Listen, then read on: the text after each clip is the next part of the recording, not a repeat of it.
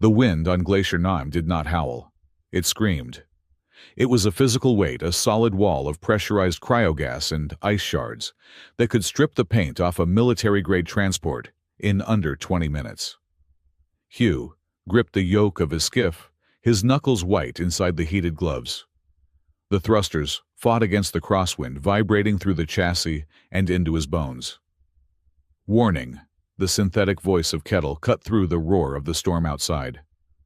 Hull integrity is at 98%. External temperature is dropping below -60. I suggest we do not die today, Hugh. It would be terrible for my resale value. Hugh ignored the AI. He stared through the reinforced glass at the endless white void. This was why he lived here.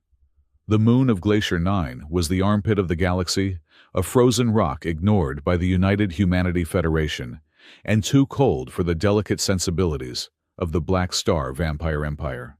It was the only place where the silence was loud enough to drown out the noise in his head.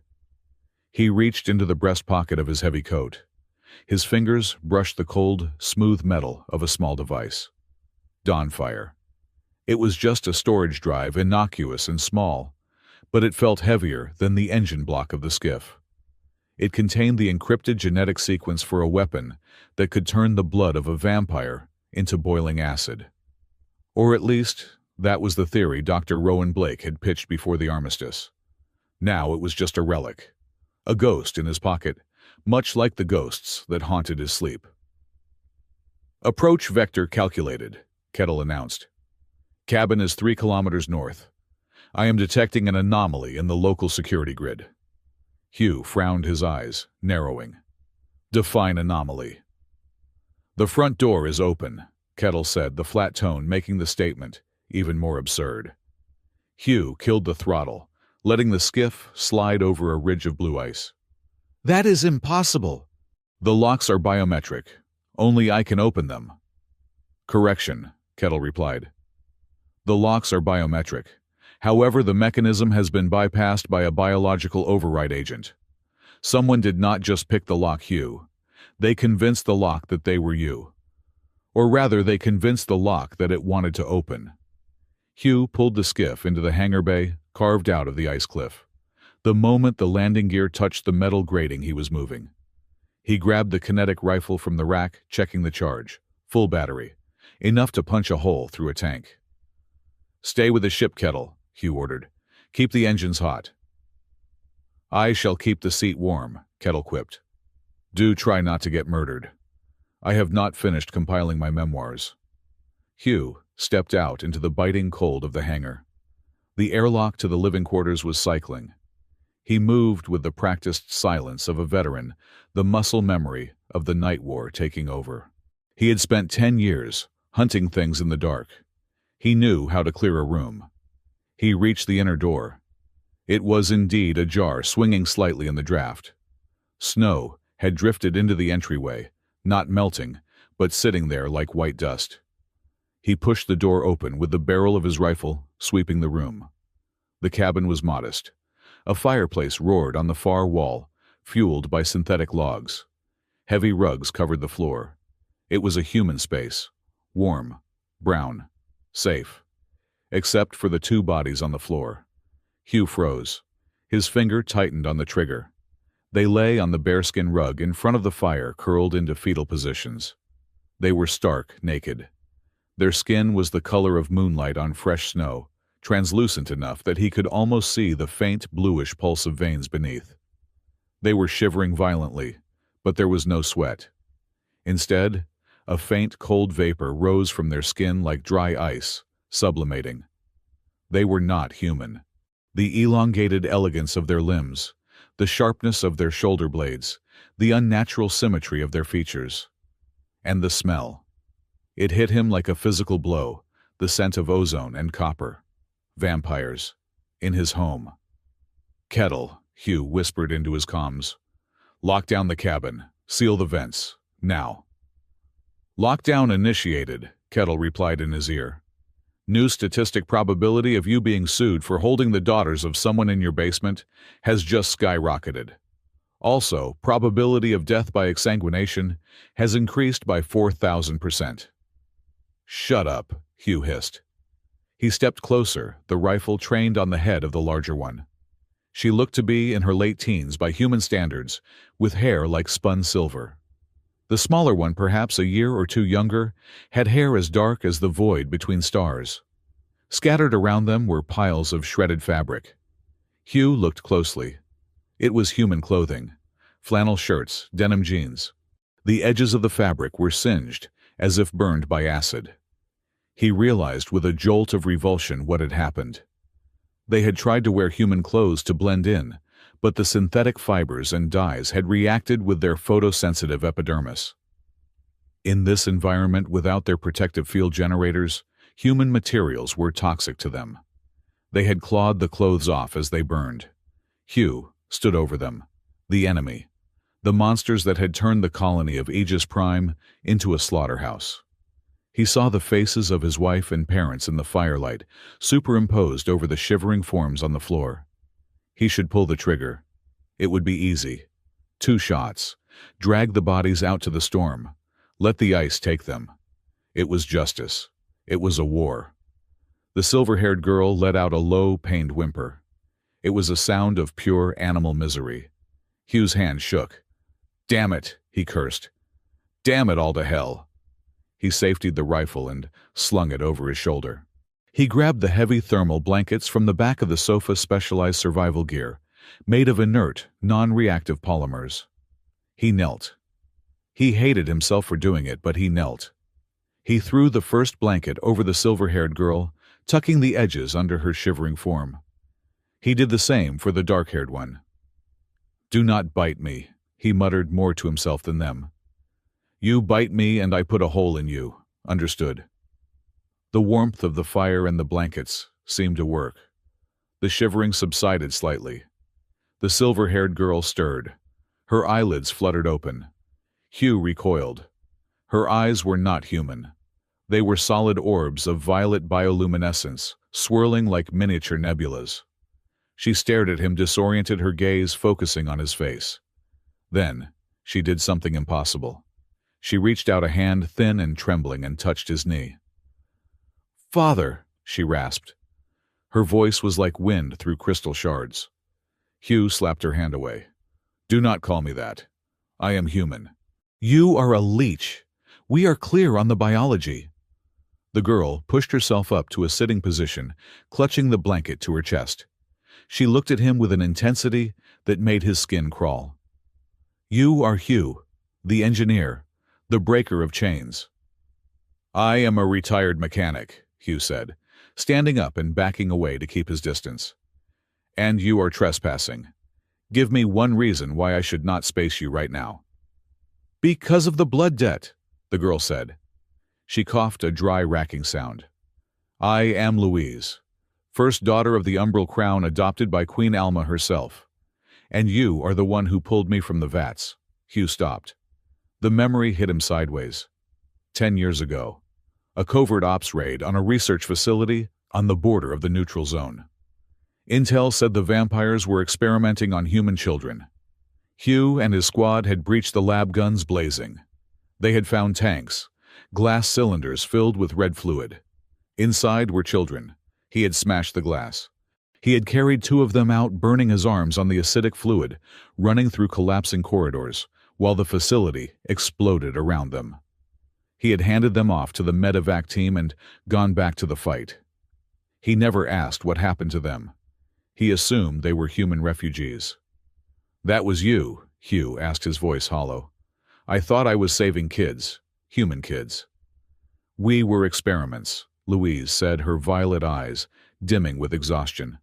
"Hybrids, rejects. The Empire wanted to dispose of us. You saved us. Your blood, when you carried us, you were wounded. Your blood mixed with the suspension fluid. It marked us. A blood signature. In our law, that makes you kin." Hugh felt sick. He felt like the floor was tilting. "I did not save you to be your father. I saved you because I thought you were victims." "We were," a new voice piped up. The second girl, the dark-haired one, had pushed her head out of the blanket cocoon. She looked terrible. Her skin was patchy and red where the clothes had burned her. but her eyes, bright gold, were dancing with a strange, frantic amusement. Also, the dark-haired girl chattered, her teeth clicking together. If you are our blood father, you really need to upgrade your heating system. And your wardrobe. Seriously, Wool, it is basically sandpaper dipped in acid for us. I am Pauline, by the way. The funny one. Louise is the brooding one. We come as a set. Shut up, Pauline, Louise hissed. I am just saying, Pauline continued, pulling the blanket tighter. You saved us. We tracked your biometric signature across 3 sectors. We almost died crashing our shuttle, and now we are naked in your living room. It is not exactly a fairy tale reunion. Do you have any synthetic plasma? Or maybe a cat? I could eat a cat. No cats, Hugh said flatly. And no plasma. Toast, Pauline asked, hopeful. I can't digest it, but I like the crunch. Pauline, Louise warned again, her voice gaining strength. She looked at Hugh, her expression hardening into something regal. We need sanctuary. We have defected. Hugh stared at them. Defected from the Empire. You are the Queen's daughters. Adopted daughters, Louise corrected. Propaganda tools. They parade us around to show how benevolent the Queen is to the rescued experiments. But Duke Malric intends to liquidate us. He says we are impurities. He convinced the Council to revoke our blood rights. So you ran, Hugh said. To me, the man who hates your species more than anything in the universe. You are the only human who ever touched us without trying to kill us or study us, Louise said softly. We had nowhere else to go. Hugh rubbed his face with his hands. This was a nightmare, a hallucination brought on by bad oxygen recycling. Warning, Kettle's voice blared, suddenly stripped of all sarcasm. Proximity alert. Massive gravitational displacement detected in high orbit. Identify Imperial flagship class. It is the Umbral Crown Hugh. The Queen is here.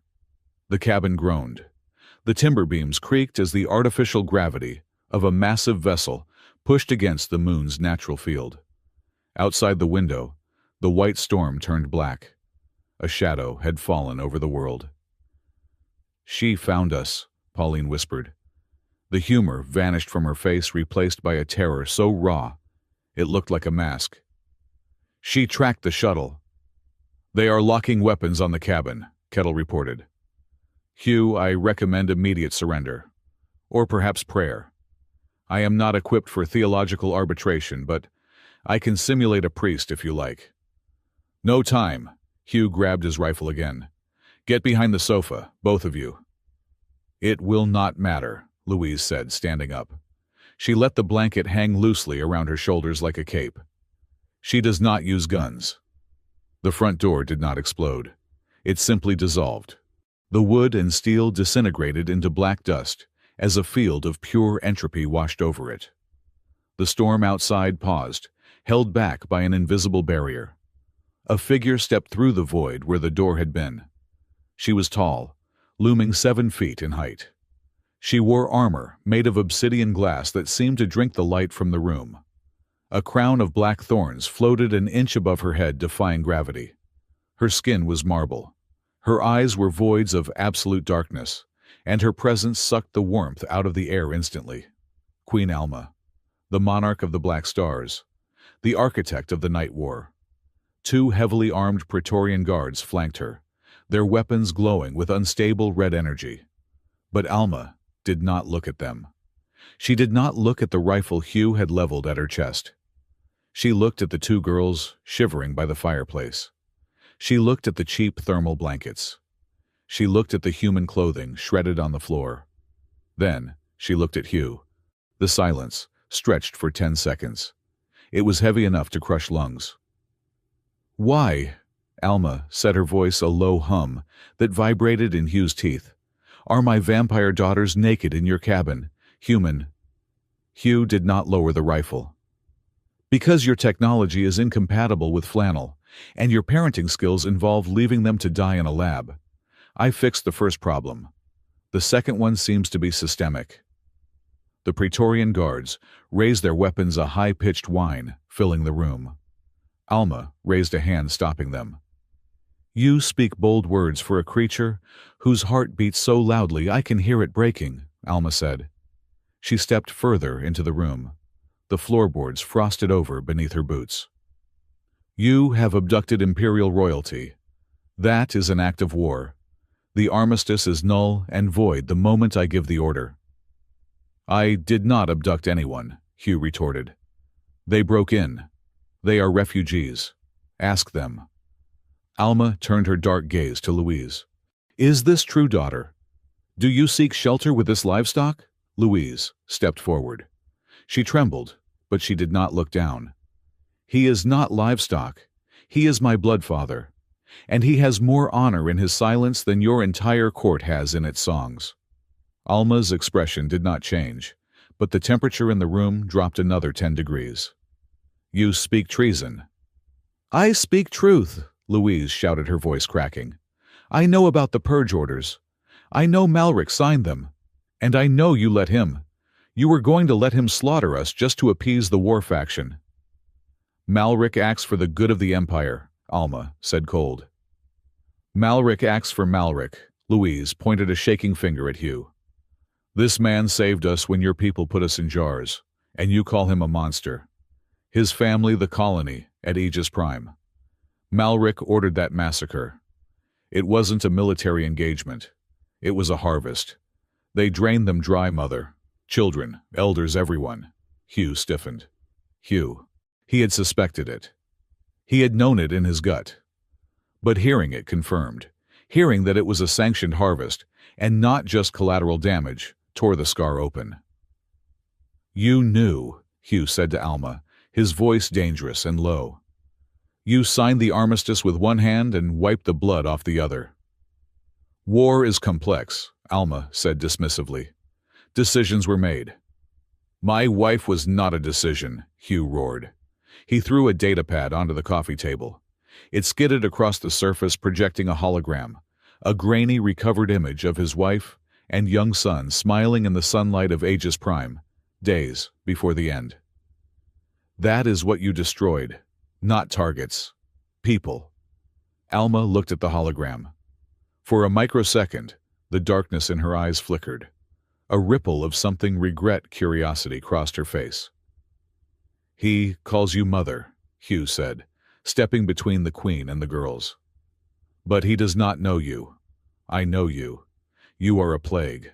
And if you want to take them, you will have to step over me." "That," one of the guards sneered, "can be arranged." "Silence," Alma commanded. The guard fell silent instantly. The Queen looked at the scene, the defiance in Louise's eyes, the terror masking humor in Pauline's, the absolute suicidal resolve in the human male. And outside, beyond the cabin, she knew the galaxy was watching. Her arrival had been detected. The Federation scanners were pinging her ship. If she slaughtered a human veteran, and her own daughters here, the scandal would shatter the fragile peace she had spent 50 years constructing.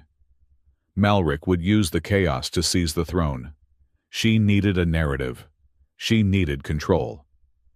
A slow, terrifying smile spread across Alma's pale lips. "You claim rights to them," Alma said softly. "You claim blood kinship. You claim moral superiority over my empire." "I claim they are free," Hugh said. "Freedom is earned," Alma declared, her voice amplifying, projecting not just into the room, but broadcasting through the umbral crown systems to the entire fleet and via the quantum net to the Federation monitoring stations. "Citizens of the Empire, citizens of the Federation," Alma announced, her voice resonating like a bell. "We stand at a crossroads. This human accuses my court of treachery. My own daughters seek his protection. To simply take them back would be tyranny. To leave them would be weakness." She looked straight at Hugh. "There is an ancient law. When bloodlines are disputed, when a lower caste challenges the claim of the High Court, we do not debate. We dance." Louise gasped. "No, you cannot mean." "A wedding battle," Alma proclaimed. "The right of Crimson Union." Hugh lowered his rifle, slightly confused. "A what?" "A trial," Alma said, her eyes locking onto him. "You wish to be their father. You wish to protect them. Then you will prove you are worthy of their bloodline. You will stand as their war groom in the Black Palace." "I am not marrying anyone," Hugh snapped. "Especially not them." "It is not a marriage of affection, human," Alma said coldly. "It is a binding of fate. You will fight. You will perform the blood song. If you survive the rituals and defeat the champions Malric sends against you, you win. The girls are yours. The Empire will recognize humanity as a sovereign equal. The harvesting stops. Forever." "And if I lose?" Hugh asked. "Then you die," Alma said simply. "And humanity will be reclassified from sapient neighbor to primary food source. The armistice ends, and the feeding begins." She turned her cape, swirling in the freezing air. "You have 3 standard days to prepare. Bring your rifle. Bring your anger. You will need both." Alma vanished into the storm, the shadow field collapsing behind her. The door was gone, leaving the cabin open to the screaming wind. Hugh stood there, the cold biting into his face. "Kettle," he said, his voice flat. "Yes, Hugh." "Did I just get engaged to 2 vampire princesses in a death match to save the human race?" "Processing," Kettle hummed. "Yes. Yes, you did. I suggest we start looking for a tailor. And perhaps a lawyer will." Pauline pulled the blanket up to her nose. "Well," she chattered, "at least the wedding reception will have an open bar, right?" Hugh looked at the datapad on the table, the image of his dead wife flickering in the cold. He touched the pocket with the Dawnfire drive. "Close the blast shields," Hugh ordered, turning away from the storm. "We have work to do." The transition from the surface of Glacier 9 to the belly of the Umbral Crown was not a journey of distance but of dimension. One moment, Hugh was standing in his drafty wood-paneled living room, listening to the wind scream. The next, the entire cabin groaned, the timber complaining under a sudden shift in gravitational pressure. The view outside the reinforced windows shifted from a whiteout blizzard to a suffocating, pulsating darkness. They were inside. The cabin had been scooped up, earth and foundation included, and deposited into a containment bay that looked less like a hangar and more like the inside of a gargantuan beast. The walls were not plated metal, but ribbed obsidian-colored organic matter that throbbed with a slow, rhythmic bioluminescence. Thick cables resembling arteries the size of tree trunks pulsed with crimson light, pumping plasma through the ship's superstructure. "Atmospheric analysis complete," Kettle announced, its voice tinny in the sudden silence. "Oxygen levels are optimal, though there is a high concentration of aerosolized hemoglobin in the air filters. Essentially, we are breathing blood vapor. I hope you are not squeamish, Hugh." Hugh did not answer. He was busy checking the concealment protocols on the device in his pocket. The Dawnfire drive was warm against his chest. "They are taking us to the bridge," Louise said. She was standing by the door, having wrapped herself in a makeshift toga, fashioned from 3 of Hugh's thermal blankets.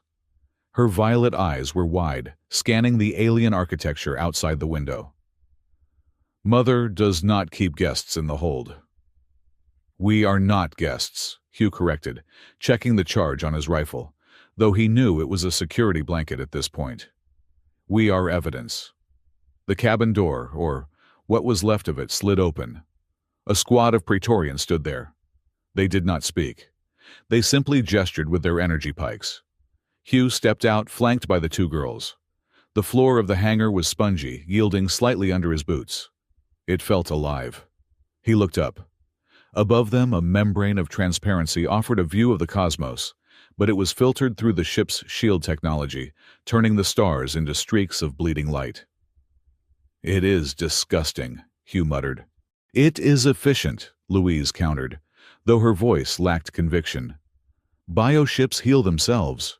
They adapt. They feel." "That is exactly why it is disgusting," Hugh said. They were marched through corridors that resembled the throat of a god. The architecture of the vampire empire was a study in intimidation.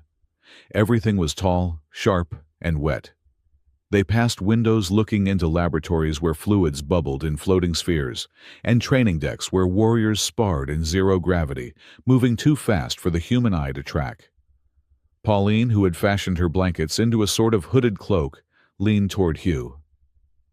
"If we pass a cafeteria, can we stop?" she whispered.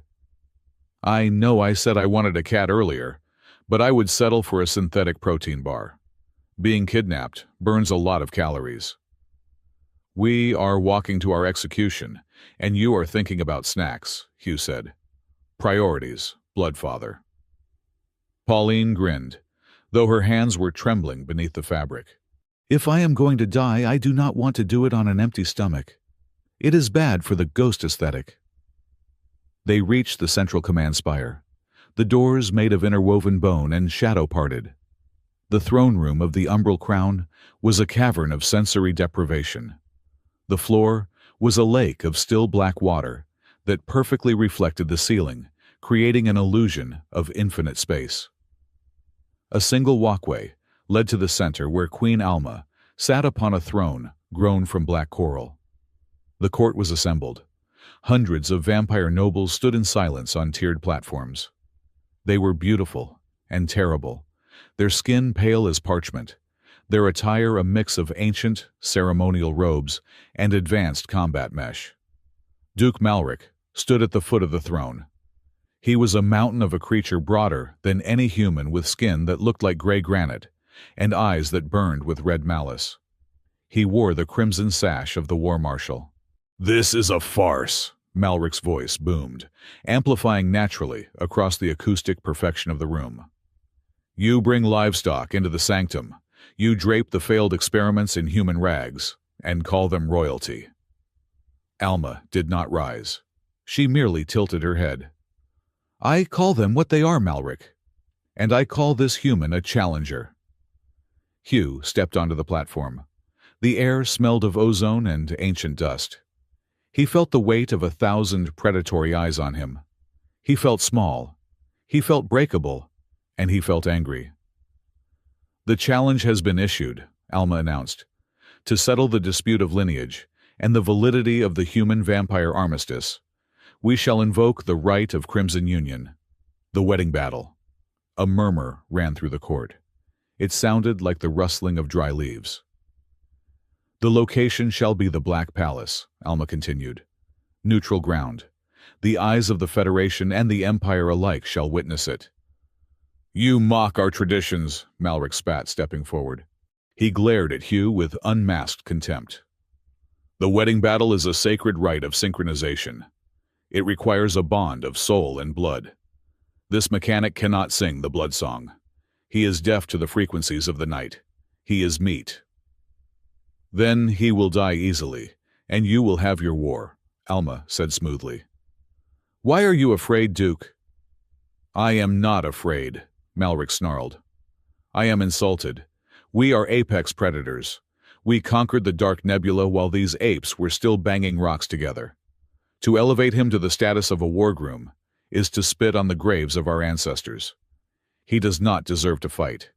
He deserves to be drained." Hugh stepped forward. The movement was small, but it drew Malric's eye. "You talk a lot for someone who lost the Battle of Orion Sector," Hugh said. His voice was calm, contrasting with the rage in his chest. "I seem to recall your Apex fleet retreating when we introduced you to solar flare missiles." Malric hissed, his fangs extending. "Insect." "Technician," Hugh corrected. "And if this ritual involves me killing you, I am suddenly very interested in the details." Alma smiled. It was a terrifying expression. "The ritual involves 3 stages: the dance of avoidance, the song of judgment, and the duel of synchronization. You human must link your consciousness with Louise and Pauline. You must move as one entity. If you fail to synchronize, the feedback loop will liquefy your brain. If you succeed, you earn the right to face the Duke's champion." "And if I win?" Hugh asked. "Then the girls are yours," Alma said. "And the Empire acknowledges humanity as an equal sovereign power. Hugh looked at Louise and Pauline. They looked terrified. He looked at Malric, who looked ready to tear his throat out. In his mind, Hugh was already running the calculations. He did not care about the wedding. He did not care about equality. He cared about the Dawnfire drive in his pocket. If he could get access to the Black Palace's amplification systems, the same systems used to broadcast the blood song, he could upload the Dawnfire code. Instead of broadcasting a song, he would broadcast a kill signal, a frequency that would destabilize the cellular structure of every vampire in the station. It would kill Malric. It would kill Alma. It would kill Louise and Pauline. He pushed that thought down. They were vampires. They were the enemy. The fact that they looked like scared teenagers was just biological camouflage. "I accept," Hugh said. The quarters assigned to them on the Umbral Crown were lavish, which meant they were dark cold and damp. The beds were slabs of stone covered in silk. The food dispenser offered 12 types of synthetic blood and one option for water. "So," Pauline said, sitting cross-legged on the stone slab, trying to balance a data pad on her knee. "We are engaged. This is moving very fast. We have not even discussed finances or who takes out the garbage." Hugh was pacing the room, scanning the walls with a handheld device he had salvaged from his tool belt. "Stop talking." "I talk when I am nervous," Pauline said. "And right now, on a scale of 1 to 10, I am at a solid 15. We are going to the Black Palace, Hugh. Do you know what they do there? They have opera. Constant opera. It is torture." Louise was standing by the window, staring out at the warped tunnel streaming past. She had not spoken since they left the throne room. "We need to train," Hugh said, turning to them. "If this ritual relies on synchronization, we need to know how it works. Explain the blood song." Louise turned. Her face was pale, her expression guarded. "It is not something you can explain with engineering, Hugh. It is resonance. Our blood contains trace elements of unique heavy metals. When we vocalize at certain frequencies, we manipulate the magnetic fields around us. We share memories. We share pain." "Telepathy?" Hugh asked. "Empathy," Louise corrected. "Weaponized empathy." "Great," Hugh muttered. "My favorite emotion." "You cannot do it," Malric had said. And he was probably right. Humans lacked the vocal cords and the blood chemistry. But Dr. Rowan Blake had built the Dawnfire to ride on those exact frequencies. If Hugh could mimic the carrier wave, he could insert the virus. "Teach me," Hugh ordered. The training sessions began immediately. They were grueling. The blood song was not singing in the human sense. It was a series of microtonal vibrations produced deep in the throat, combined with specific mental visualizations. Louise was a harsh instructor. "No," she snapped, pacing around Hugh as he sat on the floor, trying to hold a low humming note. "You are thinking about the sound. You have to think about the feeling. The sound is just the vehicle." "I feel like an idiot," Hugh grumbled, his throat raw. "You sound like a dying engine," Pauline offered helpfully from the corner. She was trying to braid her hair without a mirror. "Try to sound less like a tractor, and more like a cello made of sadness." "Pauline, focus," Louise scolded. "If we do not sync, the feedback will kill him." "And then we die too," Pauline added. "So no pressure, Dad." "Do not call me Dad," Hugh said, closing his eyes. "Okay, try again," he hummed. He focused on the vibration in his chest. He tried to project it toward the girls. For the first 2 days, it was a disaster. Hugh was too rigid. His mind was a fortress of walls and locked doors.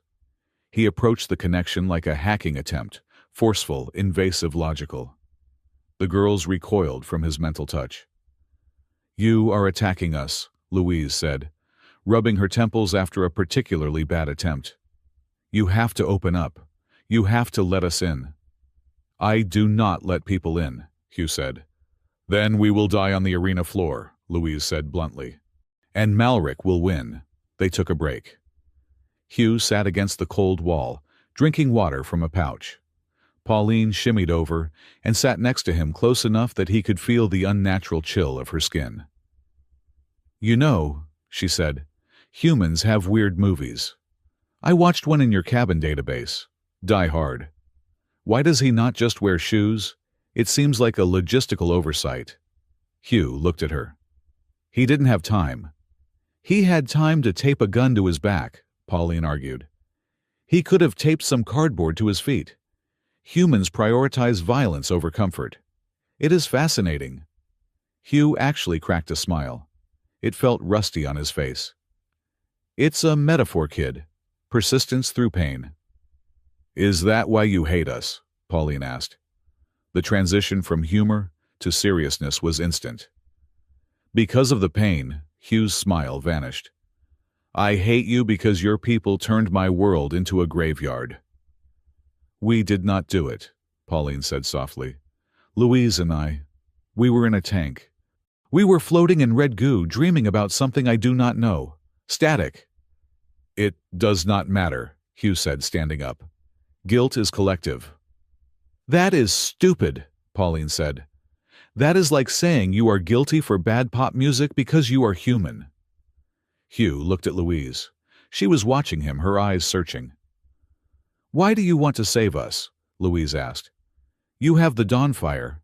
I can smell the data flux on you. You are planning something." Hugh stiffened. She was sharper than he gave her credit for.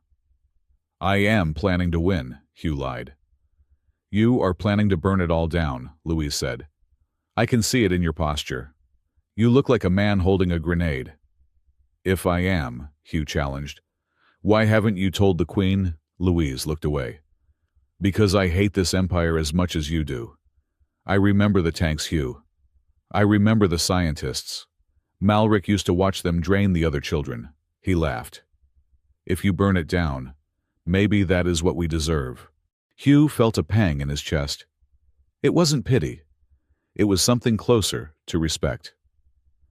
"Let's try again," Hugh said, his voice softer. "The connection." He sat down. He closed his eyes. This time, instead of trying to force his way into their minds, he thought about the snow. He thought about the silence of Glacier 9. He thought about the feeling of the cold wind numbing the scars on his skin. He hummed. A low, resonant B-flat. He felt a tug, a mental hook. Suddenly he wasn't in the room. He was in a vast, dark ocean. He saw two lights. One was a cold, sharp diamond Louise. The other was a flickering, chaotic candle Pauline. He drifted toward them. "Hello," Louise's voice echoed in his head. It wasn't sound. It was thought. "Hi," Hugh thought back. "This is weird. Super weird," Pauline's thought voice giggled. "Your mind smells like motor oil and old coffee." "Focus," Louise ordered. "Blend the rhythm." They began to harmonize. The physical sound in the room amplified the air, rippling with visible distortion. Hugh felt their emotions flooding him. Pauline's crushing fear of being abandoned. Louise's heavy, suffocating burden of responsibility. And they felt his. The grief. The anger. The endless grinding loneliness. It was working. The resonance was building. Then it happened. Hugh's concentration slipped. He drifted deeper into the connection than he intended. He touched the core of Louise's memory. He expected to see the labs. He expected to see the war. Instead, he saw a wooden porch.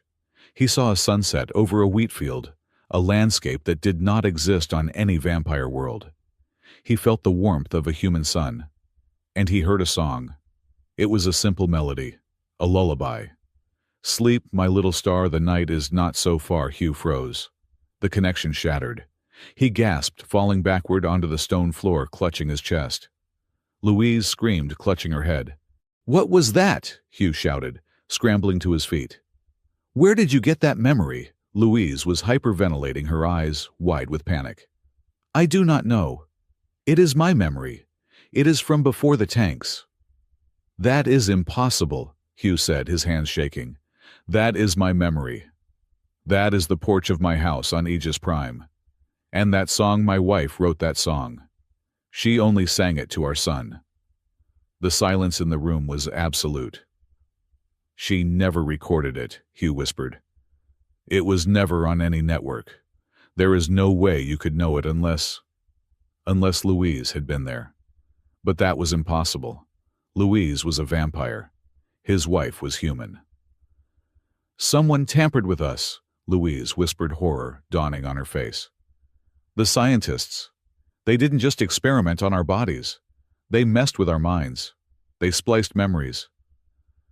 Why? Pauline asked, her voice small. Why would they give us a human memory? To see if it would stick, Hugh realized. A cold dread washed over him. To see if they could graft human consciousness onto vampire biology. You are not just hybrids. You are storage devices. He looked at Louise. Really looked at her. The tilt of her head. The way she furrowed her brow when she was concentrating. It was the same way his wife used to look at him. No, Hugh said. No, that is insane. But the seed was planted. The hatred that had fueled him for a decade suddenly faltered. He wasn't looking at a monster anymore. He was looking at a ghost. High above, in the observation deck, Queen Alma watched the monitor. She saw the moment the connection broke. She saw the look on Hugh's face.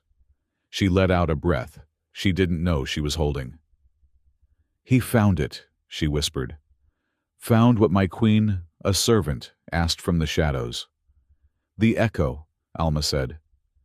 The breadcrumb I left for him. The doors to the observation deck hissed open.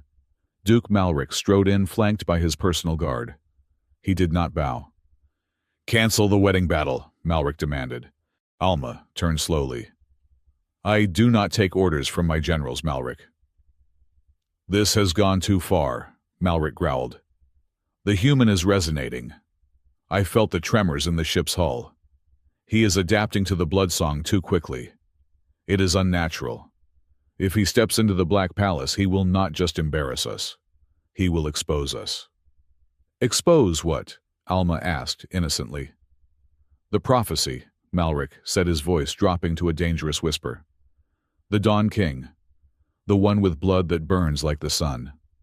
The one who can bridge the gap between the night and the day.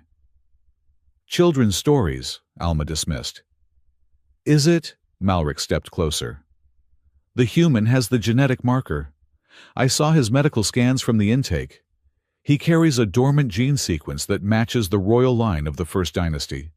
He is not just human Alma. He is something else.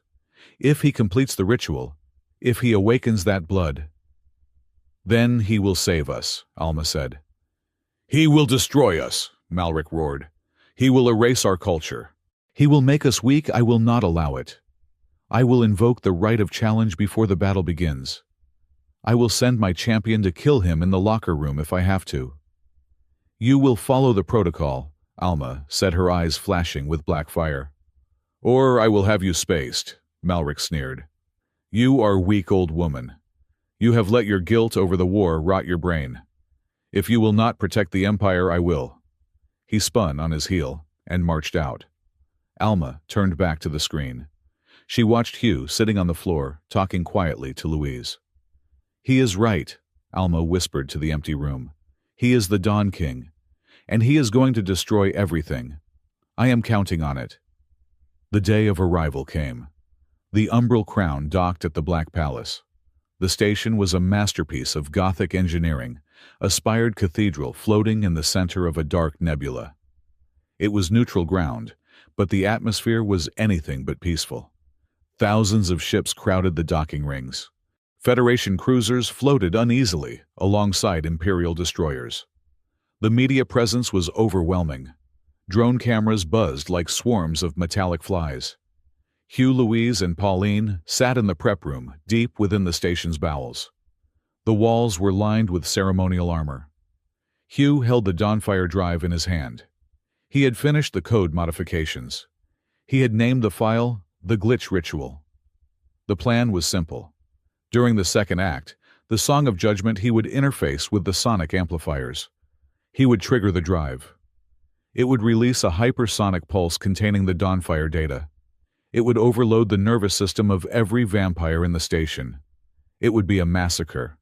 The end of the war. He looked at Louise. She was fastening her armor, her movements mechanical. She looked tired. She looked human. "Sleep, my little star," the melody haunted him. "Hugh," Pauline asked. She was wearing a suit of light mesh armor that looked too big for her. "Are you okay? You are vibrating." "I am fine," Hugh said, shoving the drive into his gauntlet's interface slot. "We can do this," Louise said, trying to sound brave. "We just have to hold the rhythm. We defend each other. We survive." "Right," Hugh said. "Survive." He looked at the drive. He was about to kill them. He was about to kill the only two beings in the universe who understood his pain. He was about to kill the girl who remembered his wife's song. "It is for the greater good," the soldier in him said. "They are monsters. They are weapons. They are your daughters," a traitorous voice whispered. 5 minutes to showtime, a voice boomed over the intercom. Hugh stood up. He pulled on his helmet. The HUD flared to life, casting a red glow over his face. "Let's go," Hugh said. "Let's give them a show they will never forget." He walked out into the corridor, the Dawnfire drive pulsing against his wrist like a second heartbeat. The path of revenge was straight and clear. So why did his feet feel so heavy? Outside, the roar of the crowd began. It sounded like hunger. The Black Palace did not orbit a star. It drifted in the gravitational doldrums between the Federation border and the Imperial Dark Sector, a massive construct of obsidian metal and Gothic spires that looked less like a space station and more like a cathedral torn from the surface of a nightmare planet and flung into the void. It was neutral ground, a place where diplomacy and espionage danced a waltz on a floor made of glass, beneath which the nebula swirled in colors of bruised purple and blood orange. When the umbral crown docked, the sensation was not a mechanical thud, but a biological sigh, as the living tissue of the flagship connected with the cold steel of the station. Hugh stood in the airlock staging area, adjusting the collar of his dress uniform. It was a Federation surplus formal coat he had dug out of storage, smelling faintly of mothballs and old ozone. Beside him, Louise and Pauline were being fussed over by a team of drone stylists. "This is ridiculous," Hugh muttered, pulling at the stiff fabric. "I look like a waiter at a funeral." "You look distinguished," Louise said. She was dressed in a gown of shimmering nanoweave that shifted color from midnight blue to charcoal gray, depending on the light. It was armor disguised as fashion. Besides, the cameras are not here for your fashion sense. They are here for the spectacle. "They are here for the freak show," Pauline corrected. She was spinning in a circle, trying to make her dress, which appeared to be made of solidified smoke, flare out. "Look at me. I am the tragic younger princess, caught in a crossfire of forbidden love and political incompetence. The Poles are going to love me." The airlock cycled open. The roar of the crowd hit them before the air did. It was a wall of sound shouts, alien chattering, the whine of camera drones, and the thrum of thousands of heartbeats. The docking bay was packed. There were Federation humans in gray jumpsuits, Imperial vampires in their terrifyingly elegant finery, and dozens of other species from the non-aligned systems. "Stay close," Hugh said, his hand instinctively drifting to his hip, where his sidearm would usually be. Today, however, weapons were banned. He only had the Dawnfire drive concealed within the intricate cufflink on his left wrist. As they stepped onto the red carpet, the flashbulbs blinded them. Hugh the human. A reporter with 3 eyes and a microphone grafted to its chin shouted, "Is it true you kidnapped the princesses to sell their organs on the black market?" "No," Hugh said, his voice amplified by the collar mic he had been forced to wear. "The market for vampire organs is down this quarter. I am holding on to them until the prices rebound." A ripple of laughter went through the human section of the crowd. The vampires hissed.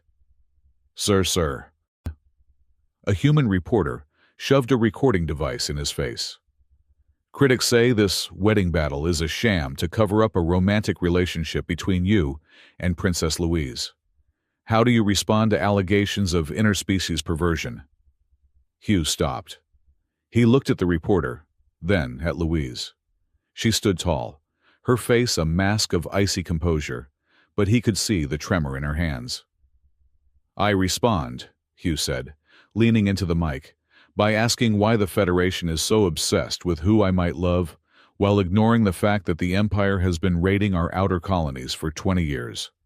If falling in love with the enemy stops a war, then you should be thanking me, not judging my dating life. The crowd went silent for a second, then erupted. The internet feed displayed on massive holographic screens above the bay showed Hugh's approval rating spiking in real time. Nice pivot, Pauline whispered out of the side of her mouth. You are practically a politician.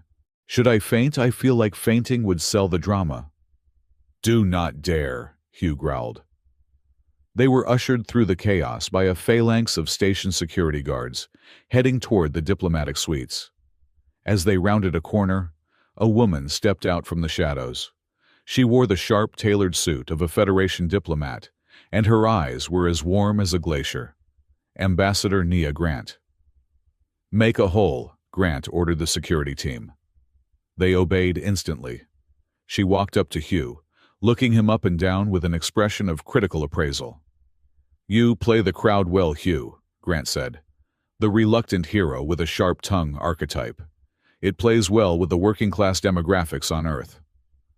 Ambassador, Hugh nodded. I did not know I was auditioning. You are always auditioning, Grant said, falling into step beside him as they walked down the long, glass-walled corridor. She lowered her voice. Listen to me closely. You are the most dangerous man in the galaxy right now. If you die in that arena, the human population will riot. They will demand war. If you win, you shatter the Imperial hierarchy. Either way, you are a catalyst. I am just trying to survive the week, Hugh said. Do not play coy with me, Grant snapped. I know about the Dawnfire drive. Intelligence suggests you still have the data. Hugh kept his face perfectly still. I handed that over years ago.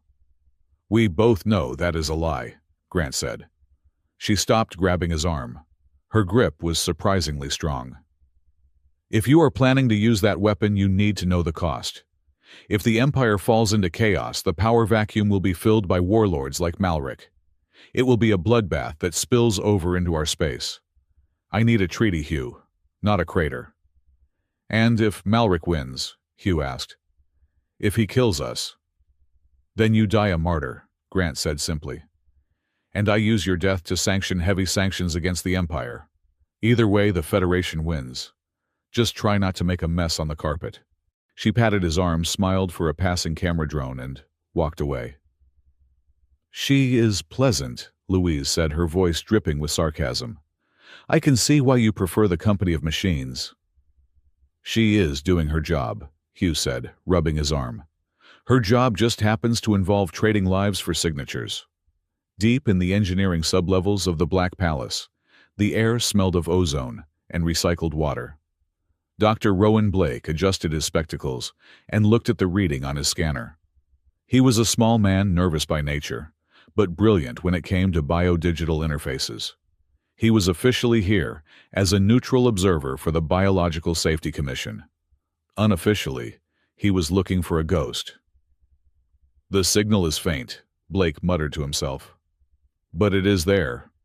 A carrier wave embedded in the local acoustic network. He tapped the screen. The frequency matched the theoretical output of the Dawnfire protocol, the weapon he and Hugh had theorized about a decade ago.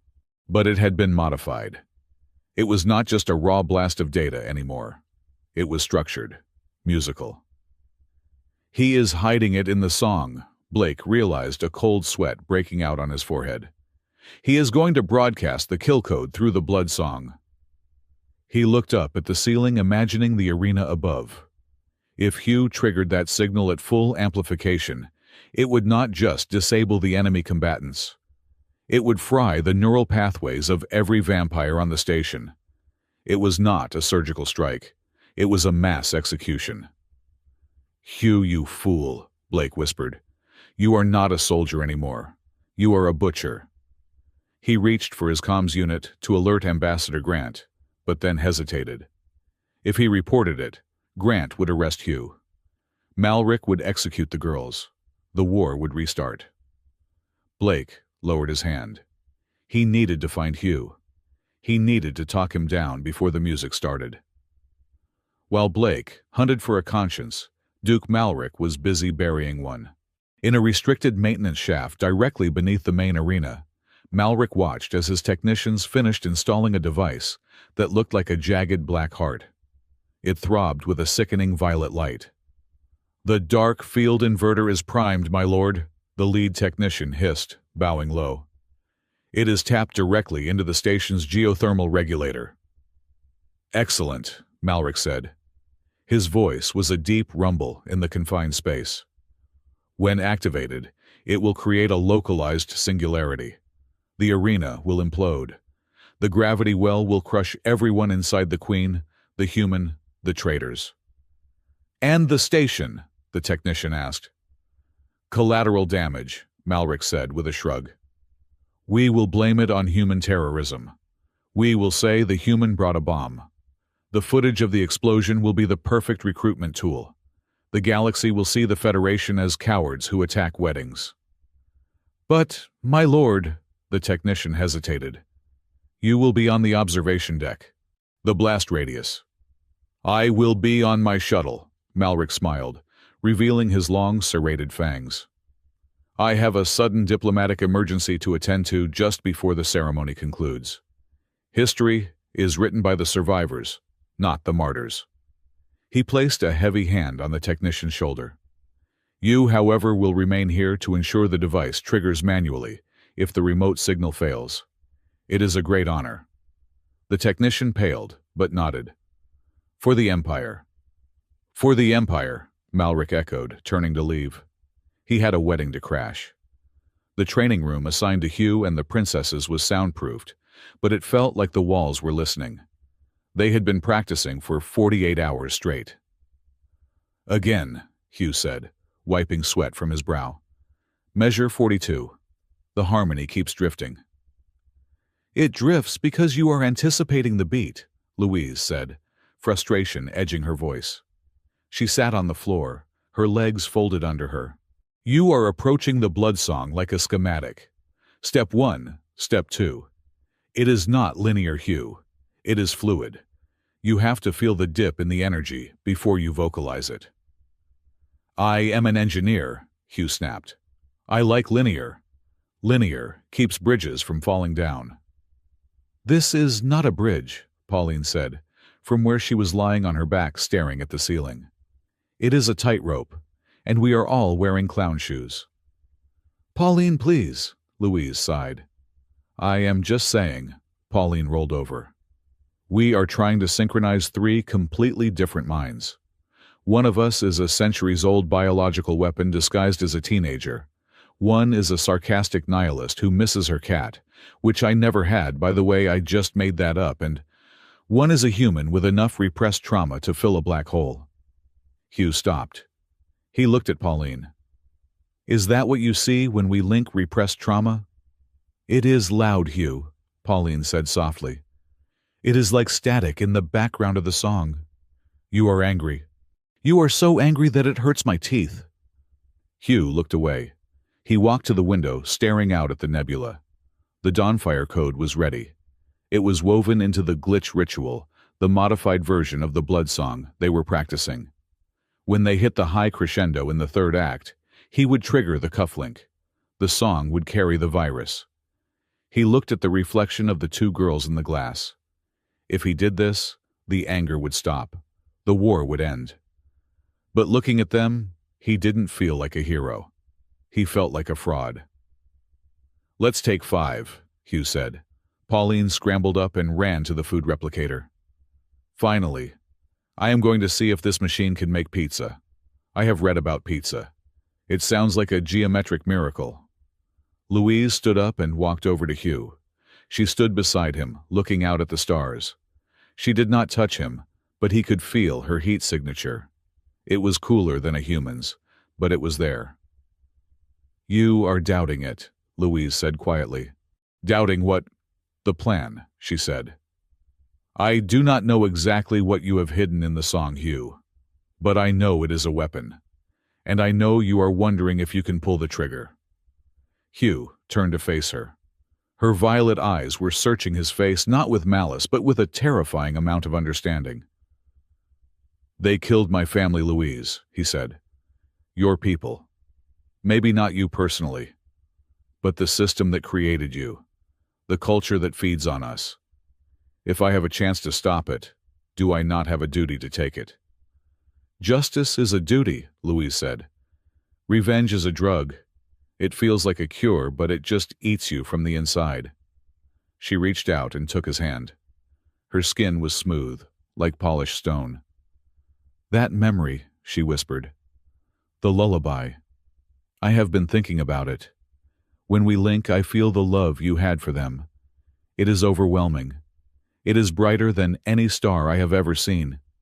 If you use that love to fuel a massacre, you will put that light out forever." Hugh looked at their joined hands. The contrast, his rough, scarred skin, against her pale, perfect fingers, was stark. "I do not know how to be anything else," Hugh admitted. "I have been a soldier, or a grieving widower for so long. I do not know who Hugh is without the war." "Then let us find out," Louise said. She stepped closer. The distance between them was negligible now. "We survive the battle. We force the treaty. We make a new world. And in that world, maybe you can just be Hugh." For a moment, the tension in the room shifted. It wasn't political or military anymore. It was personal, electric.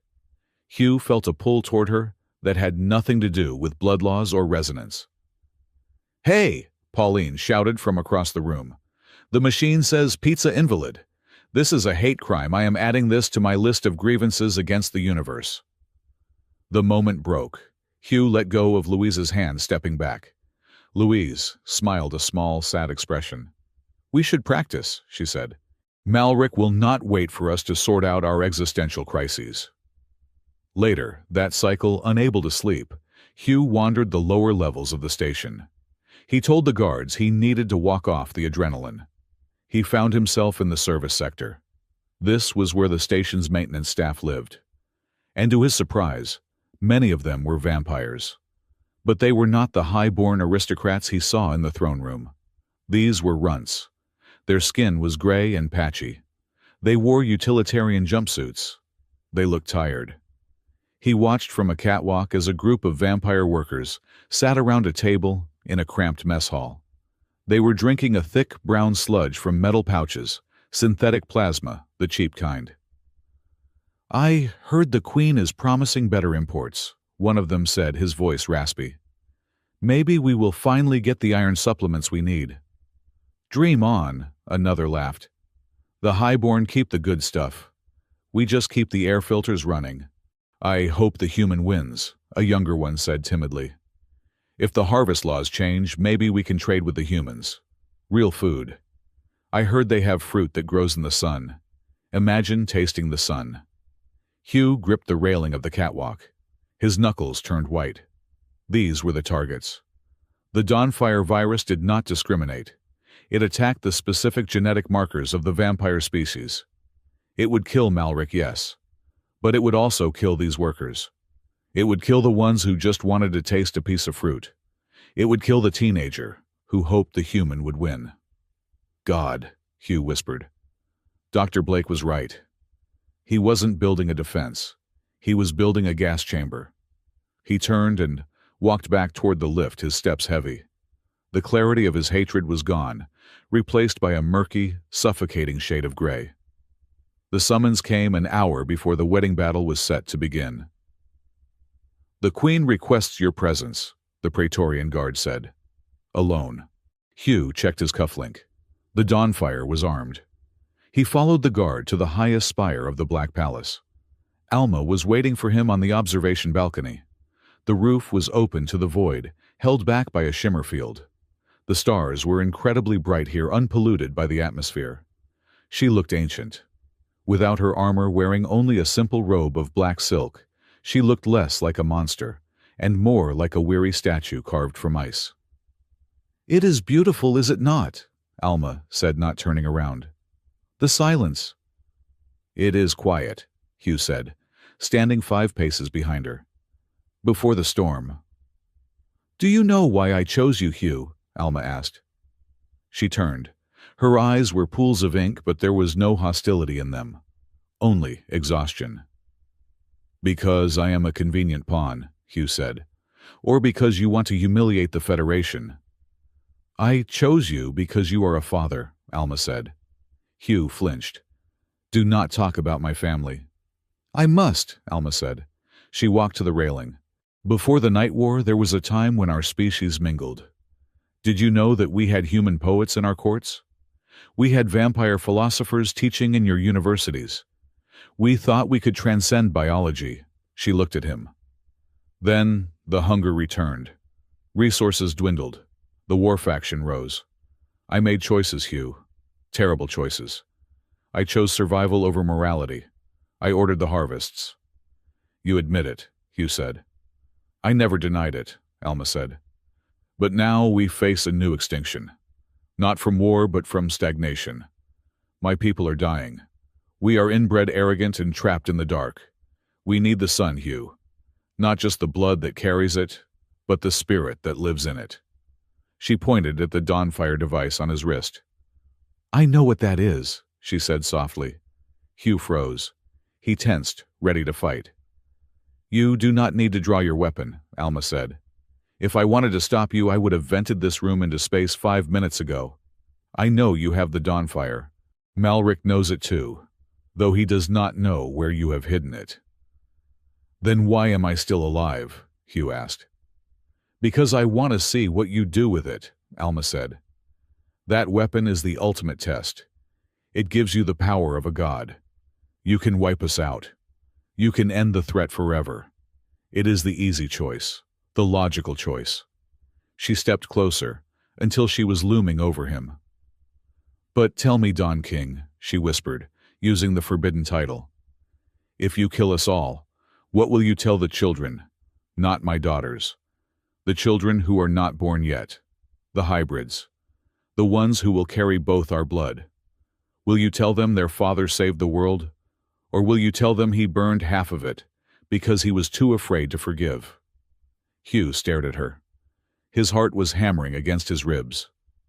"There are no hybrids," he said. "They are myths." "Are they?" Alma smiled. It was a cryptic, sad smile. "Look at Louise.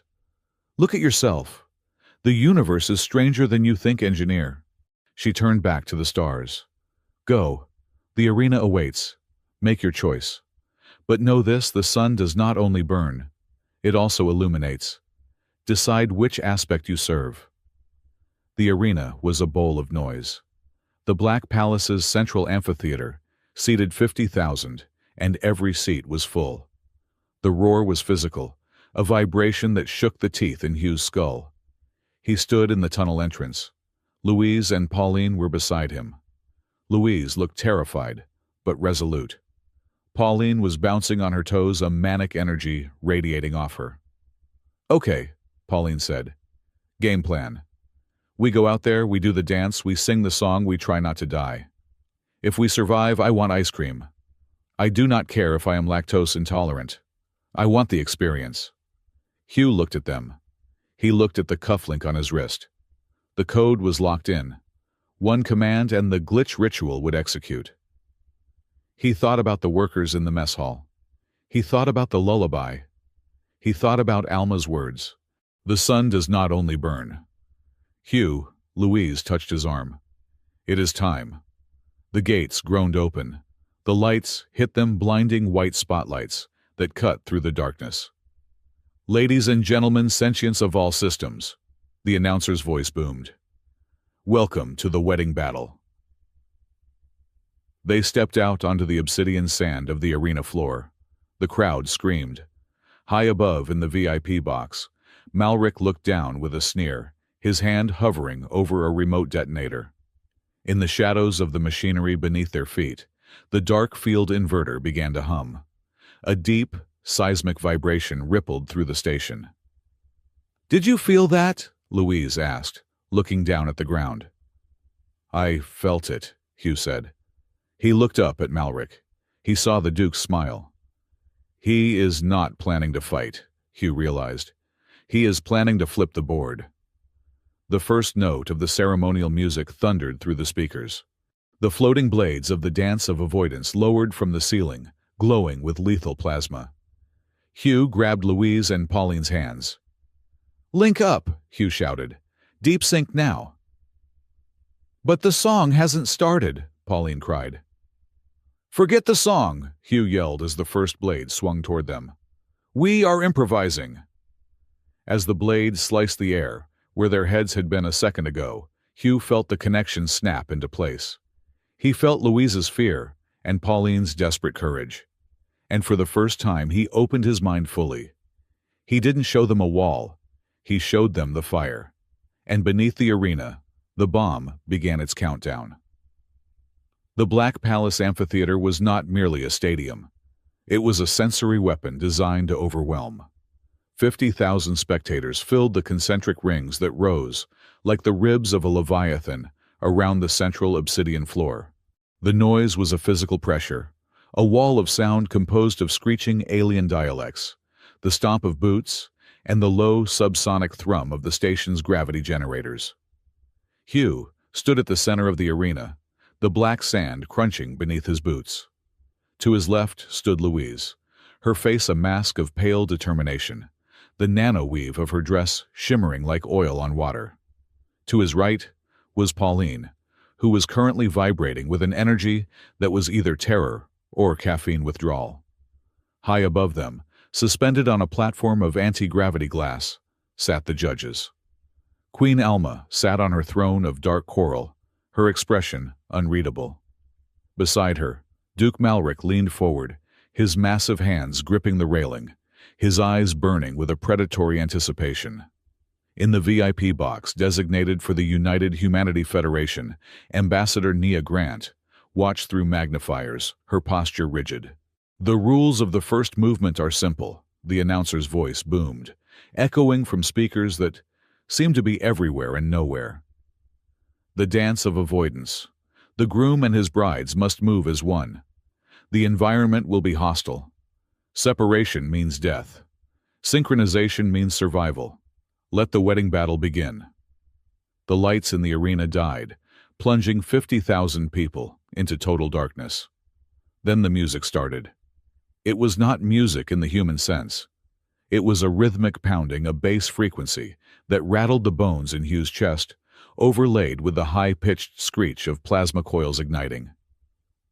"Heads up!" Hugh shouted. From the ceiling, huge pendulums of energy detached and began to swing. They were not solid metal, but arcs of violet plasma, hot enough to slice through a ship's hull. At the same time, the gravity in the arena shifted. One moment down was beneath their feet. The next, gravity tilted 45 degrees to the west. Hugh slipped his boots, losing traction on the shifting sand. He would have fallen directly into the path of a descending blade if Louise had not grabbed his arm. With strength that belied her slender frame, she swung him around, using the altered gravity to pivot him mid-air. "Move with the beat!" Louise shouted over the roar. "Do not fight the gravity! Surf it!" They landed in a crouch as a blade hissed past their ears, singing the air. "This is not a wedding!" Pauline yelled, scrambling to her feet as the floor tilted again. "This is a blender with a soundtrack. If I survive this, I want the invitation to explicitly state discount on cash gifts due to high risk of bisection." The crowd laughed. It was a ripple of amusement that cut through the tension. Humans in the stands cheered at the audacity of the small vampire girl. "Focus!" Hugh ordered. The tempo increased. The blade swung faster, weaving a net of violet death. The gravity shifted every 4 measures, turning the floor into a wall, then a ceiling, then a slide. Hugh realized that trying to march like a soldier would get them killed. He had to think like an engineer. He had to calculate the vectors. "Pauline, 3 o'clock, jump on the downbeat," Hugh commanded. "Louise, anchor us." Pauline leaped, trusting Hugh blindly. Hugh caught her wrist, and Louise caught his other hand. Using the centrifugal force of the swinging blades and the shifting gravity, Hugh swung Pauline around like a human projectile. She kicked off a passing pylon, changing their collective momentum, and pulled them all out of the killbox just as 3 blades collided in a shower of sparks. It was acrobatic. It was chaotic. It was undeniably human in its messiness, yet vampire in its grace. On the screens above, the crowd saw something they had never witnessed. Usually, the wedding battle was a display of rigid, disciplined martial arts. This was different. This was jazz. It was improvisation. Hugh was not just surviving. He was leading. He treated the lethal obstacle course like a complex machine that he was dismantling in real time. He laughed when he narrowly dodged a blade, a sound of pure adrenaline. "Look at them!" a young vampire in the lower tiers shouted, pointing at the screen. "They are not fighting the rhythm. They are rewriting it." Malric, watching from the high balcony, slammed his fist onto the railing. The metal dented under the impact. "They are mocking the tradition," Malric snarled. "Why are the blades not faster? Increase the velocity." "We cannot, my lord," a technician whispered, terrified. "The system is maxed out. They are good." Down on the sand, the music reached a crescendo. The gravity neutralized completely, leaving the 3 of them floating in 0G at the center of the arena. The blades retracted. Hugh, Louise, and Pauline drifted back to back, breathing hard. They were alive. The crowd erupted. It was not polite applause. It was a roar of approval. Flowers, black roses from the vampire sector, synthetic lilies from the human sector, rained down onto the force field, protecting the arena floor. "We did it," Pauline gasped, wiping sweat from her forehead. "I did not lose a limb. I consider this a total victory." "It is not over," Louise said, her eyes fixed on the balcony. "That was just the warm-up. Now comes the judgment." The lights shifted from harsh combat white to a deep, introspective crimson. The announcer spoke again, his voice lower, more solemn. "The bodies have survived. Now the souls must be weighed." The second movement, the Song of Judgment. The triad must project the truth of their bond. Let the blood song speak. The arena fell silent. This was the holy part of the ritual, the part where secrets were flayed open. Hugh felt the cufflink on his wrist grow warm. The Dawnfire drive was active. The glitch ritual code was cued. This is it, Hugh thought. I upload the code. I trigger the pulse. And the Empire falls. He looked at the crowd. He saw the faces of the vampire commoners pressing against the glass. He saw the human delegation. He saw the fear and the hope entangled in 50,000 expressions. "Link," Louise whispered. "Do not hold back, Hugh. If you hide, the feedback will shatter our minds." Hugh closed his eyes. He reached out with his mind, finding the cold, sharp presence of Louise and the flickering, bright, chaotic energy of Pauline. The connection snapped into place. The audio amplifiers in the arena picked up the resonance of their blood, turning their internal mental state into audible sound. It started as a low hum, a vibration that shook the dust on the floor. Then, the holographic projectors engaged. The arena filled with images drawn directly from their shared consciousness. At first, it was dark. The cold of the laboratory tanks where Louise and Pauline had been made. The fear of the needle. The loneliness of the glass cage. The audience gasped. Malric stiffened. These were state secrets being broadcast in high definition. Then, Hugh's memories flooded in. Fire. The burning skyline of Aegis Prime. The scream of dropships. The sound in the arena grew dissonant, ugly. It was the sound of war. The crowd flinched. This was the narrative they expected: the human hatred, the monster's cruelty. But then, Hugh did something he had not planned. He looked at the dawn fire prompt in his mind's eye. Execute kill protocol. He hesitated. Instead of pulling the trigger on the weapon, he pulled a memory. A memory he had buried so deep, he thought it was gone. The hologram shifted. The fire vanished. A kitchen appeared. It was small, messy, and bathed in the golden light of a Sunday morning sun.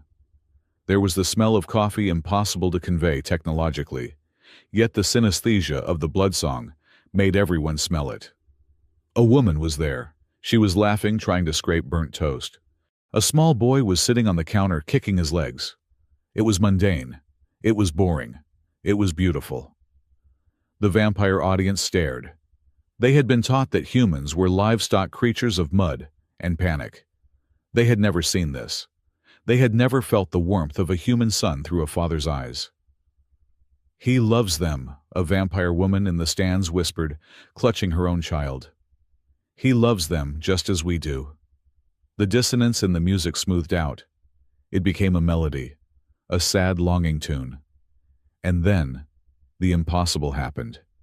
In the shared mental space, Louise stepped forward into Hugh's memory. She walked into the kitchen. She looked at the woman, Hugh's dead wife, and Louise began to sing. It was not a vampire war chant. It was not a chaotic scream.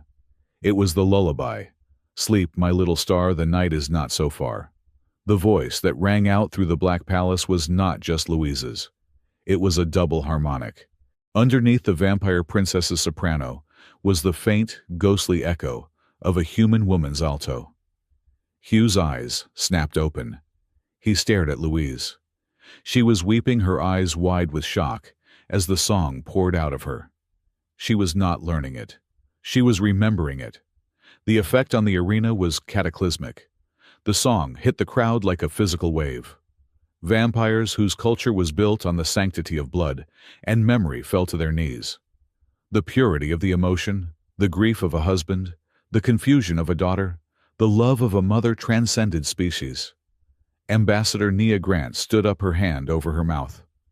"My God," she whispered, "that is not a performance." Up on the balcony, Queen Alma closed her eyes, a single tear of black blood tracing a line down her marble cheek. "The circle closes," she murmured.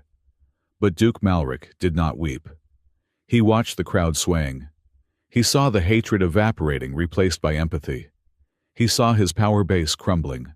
If the humans were seen as people, if the princesses were seen as bridges, rather than traitors, the war faction was finished. "Enough," Malric roared.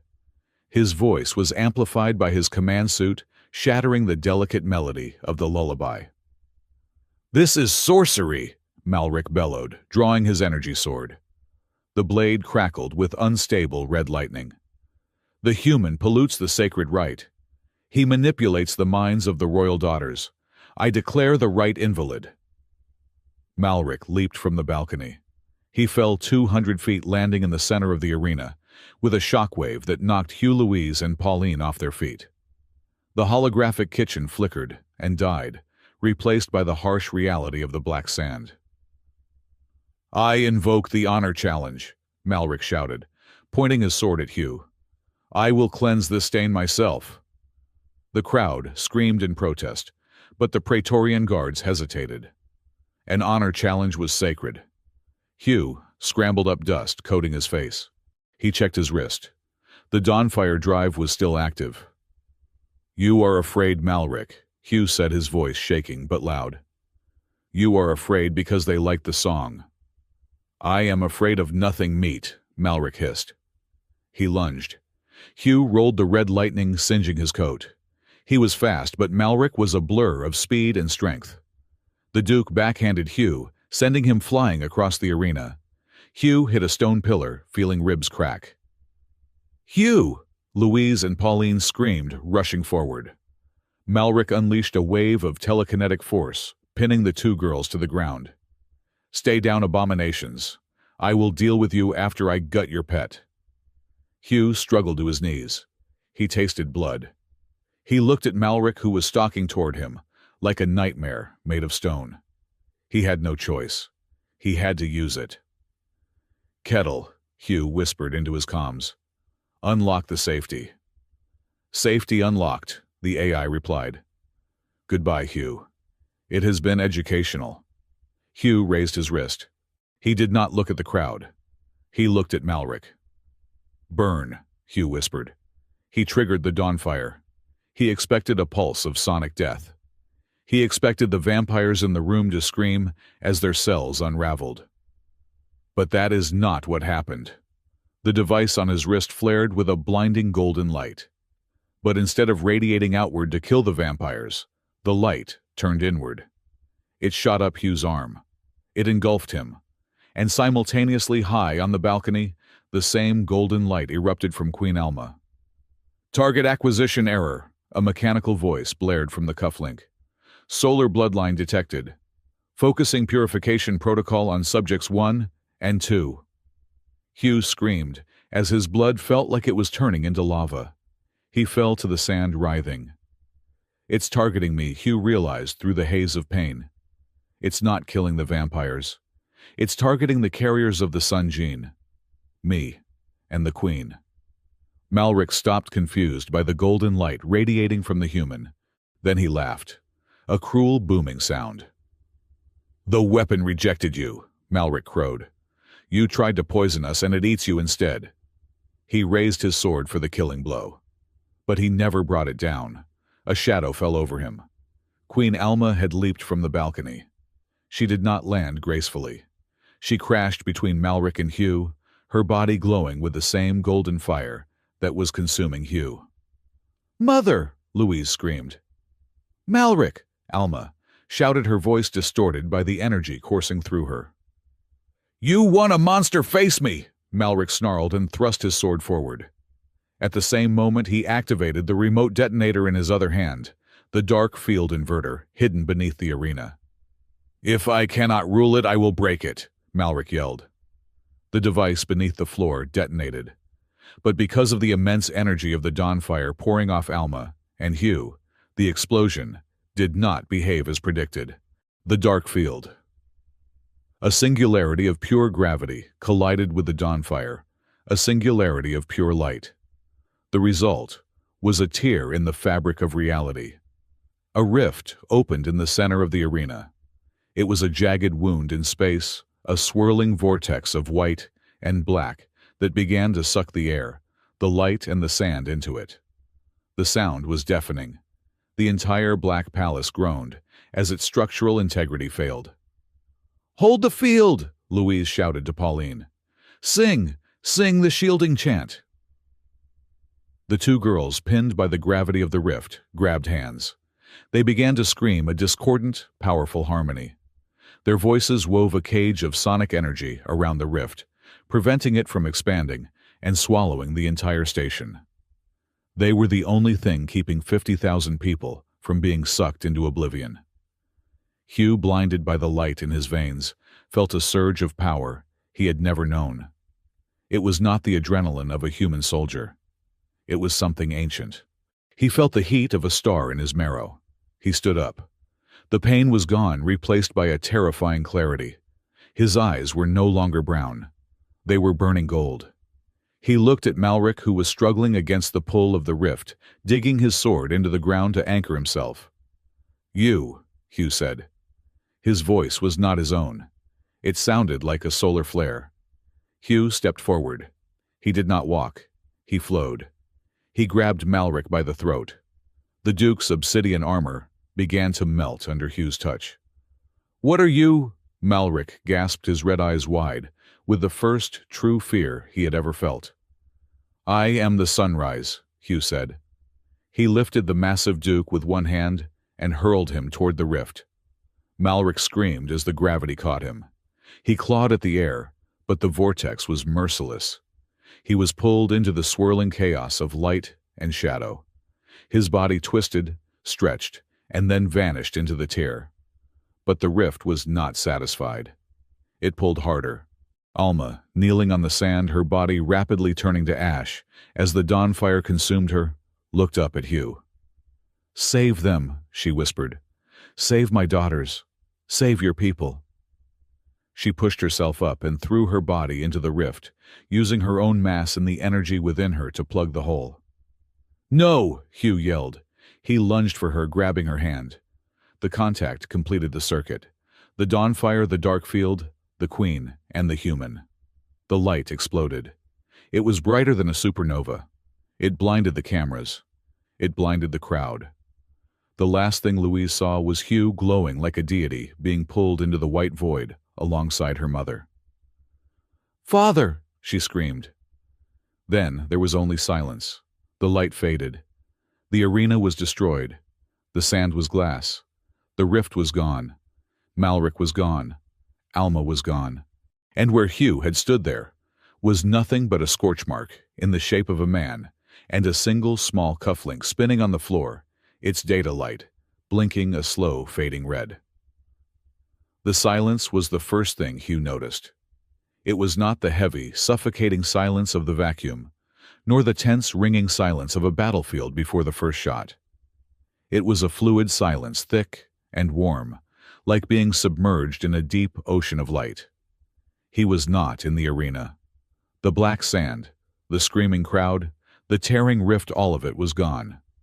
He stood on a floor made of mirrored glass that stretched into infinity. Above him, there was no ceiling, only a sky filled with shifting ribbons of light, emerald green, violet, and burning gold. An aurora that breathed.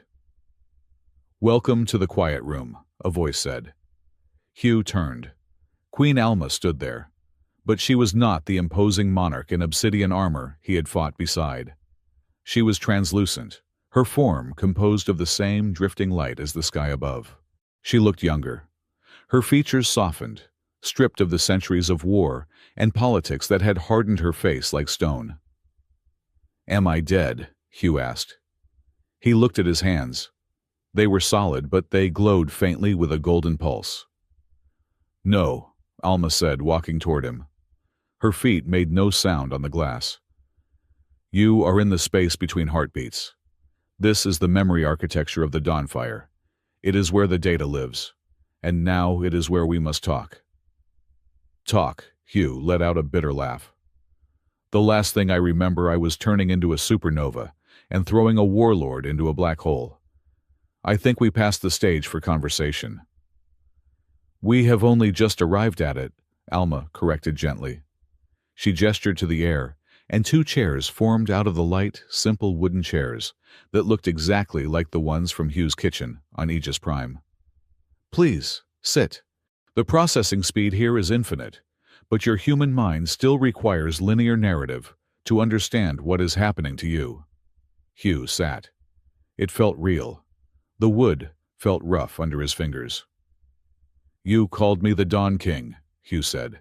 "Out there, before the explosion." "What did you mean?" Alma sighed, a sound like wind moving through chimes. "Tell me, Hugh. How does a retired mechanic survive 10 years on a moon where the temperature drops to -60 degrees without a heater? How does a human resist the psychic pressure of a royal vampire without going insane?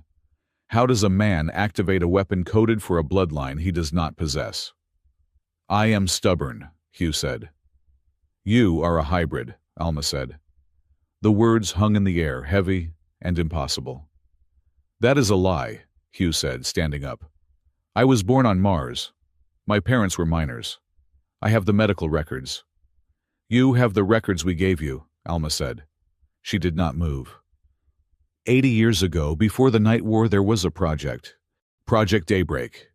It was a collaboration between the visionary scientists of the Federation and the royal house of the Empire.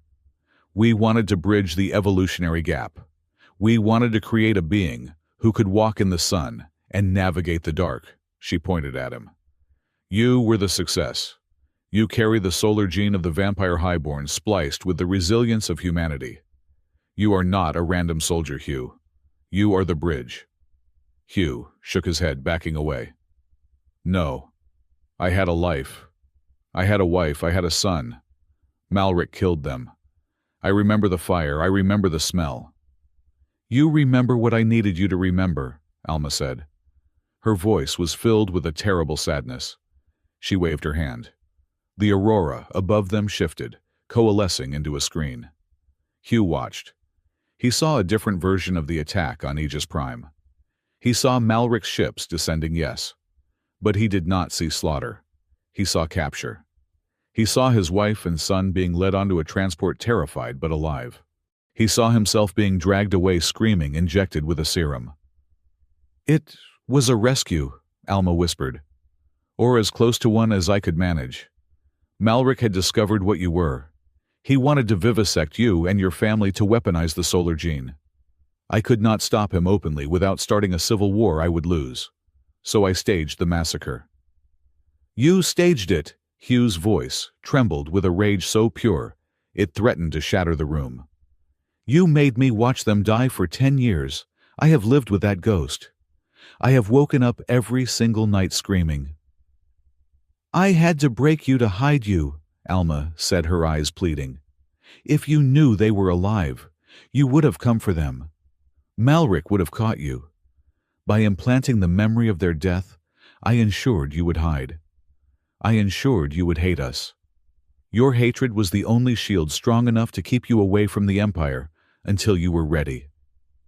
"Where are they?" Hugh demanded. "If they are alive, where are they?" Alma looked down. "The body is fragile, Hugh. The mind is resilient. Malric intercepted the transport. He could not find you, so he took them. He put them in the vats." Hugh felt his knees give way. He sank back into the chair. "They are dead," he whispered. "Their bodies are gone," Alma said. "But their essence, the song that remained." She looked at him with an intensity that burned. "Why do you think Louise knows the lullaby, Hugh? Why do you think Pauline has your wife's chaotic sense of humor? Why do you think you felt an instant biological imperative to protect them when you found them in your cabin?" Hugh stared at her. The horror was rising in his throat, choking him. "No," he rasped. "Do not say it." "They are not clones," Alma said quickly. "They are vessels. When I adopted the girls from the labs, they were empty shells. Their minds had been wiped by Malric's failed experiments.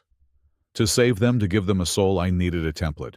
I used the only compatible source I had, the memory archives of your family." She reached out, touching Hugh's hand. "Louise carries the memory of your wife's love, her music, her sorrow. Pauline carries the spark of your son's joy, his defiance. They are not your family reborn, Hugh. But they are the voice we kept. They are the echo." Hugh pulled his hand away. He felt like he was being torn apart. He looked at the empty air, thinking of Louise singing in the arena, thinking of Pauline making jokes about pizza. He wasn't protecting strangers. He wasn't even protecting daughters. He was protecting the scattered, remixed fragments of the people he loved. "You are a monster," Hugh whispered. "You played God with their souls. You turned my grief into a science experiment." "I am a queen who ran out of options," Alma said. "And now so are you." The room shifted again. The aurora darkened. "The dawn fire is active," Alma said, her voice becoming clinical urgent. "It is currently holding the rift together, powered by my life force and your anger. But I cannot hold it forever. You have a choice, Dawn King." 2 pillars of light appeared before Hugh. "Option 1, Alma said, gesturing to the pillar of red fire. "You let the dawn fire complete its original protocol. It will detonate. It will wipe out every vampire in the system, including Louise Pauline and Malric.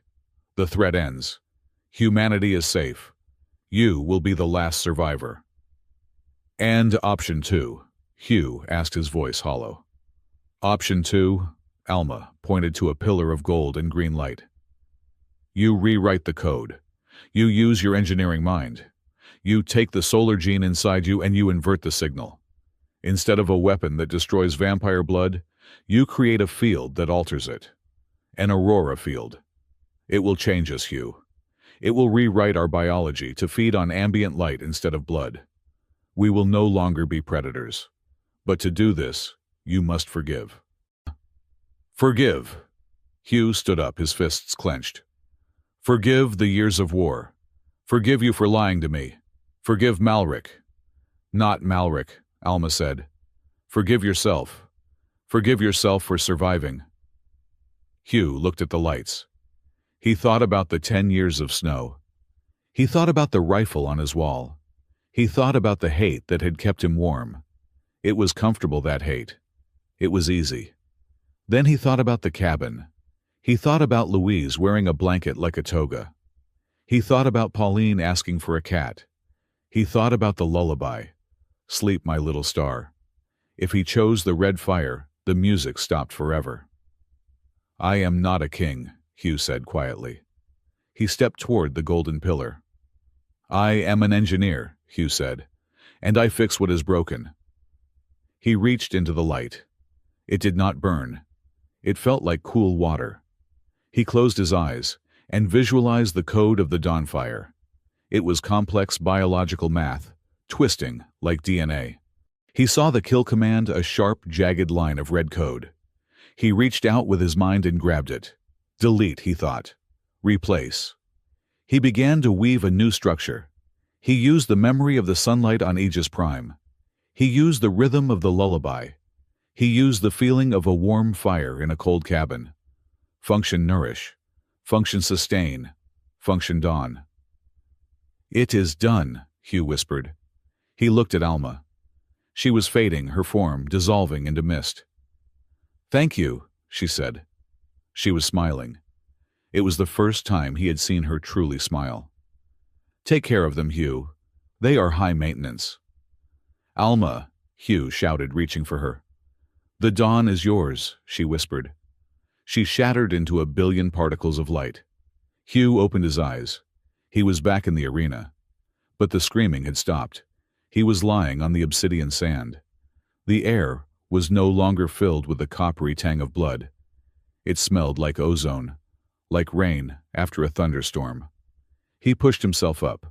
His body ached, but it was a good ache, the ache of a fever that had finally broken. He looked up. The ceiling of the Black Palace was gone, or rather it was transparent. A massive dome of energy covered the station, swirling with the same emerald and gold lights he had seen in the memory room, the Aurora Field. It bathed the arena in a soft, perpetual twilight.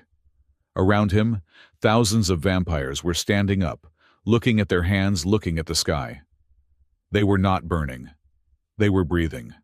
The hunger, that sharp, desperate edge that was always in their eyes, was gone, replaced by a strange, peaceful confusion. Father! Hugh turned. Louise and Pauline were running toward him across the broken sand. They were battered, their dresses torn, but they were alive. Louise crashed into him first, burying her face in his chest. Pauline hit him a second later, wrapping her arms around his waist. You are alive, Louise sobbed. We thought you went into the rift. I took the scenic route, Hugh wheezed, patting her hair. He looked at Pauline. You okay, kid? I am traumatized, Pauline said, her voice muffled against his coat. But on the bright side, I feel weird. I do not feel hungry. I just feel full. Like I just ate a really big sandwich. Is this what being a plant feels like? Am I a vegetable now? Hugh laughed. It hurt his ribs, but he laughed. Something like that. He looked toward the center of the arena. The rift was gone. But on the ground where Malric had fallen, there was a scar in the reality of the floor. A patch of shadow that the aurora light could not touch. Hugh walked over to it, the girls clinging to him. He looked down into the shadow. Faintly, very faintly, he could hear a scream. It was distant, like a radio tune between stations. It was Malric. Is he dead? Louise asked, wiping her eyes. No, Hugh said. He is stuck. He is caught in the event horizon of the field. As long as the aurora holds, he stays there. A ghost in the machine. Good, Pauline said, kicking a pebble into the shadow. I hope he hates the music. A movement caught Hugh's eye. Ambassador Nia Grant was walking across the sand, stepping over the debris. She was followed by Dr. Rowan Blake and a stunned-looking Imperial High Council. Grant stopped in front of Hugh. She looked at the aurora sky, then at Hugh. You violated about 50 Federation protocols, Grant said. You rewrote the genetic destiny of an entire species without filling out a single form, and you destroyed a priceless space station. The station is still standing, Hugh pointed out. Mostly. Technically, Dr. Blake interrupted, scanning the air with his device. The station is now a biological entity. The field is sustaining it. The vampires are photosynthesizing Hugh. You turned them into solar collectors. You are welcome, Hugh said. Grant sighed, but there was a smirk tugging at the corner of her mouth. The Federation Council is going to have a stroke. But it is better than a war. Much better. She looked at the assembled vampires, who were watching Hugh with awe. They are waiting for a speech, Grant said. You are the Dawn King now, apparently. Hugh looked at the crowd. He looked at Louise and Pauline.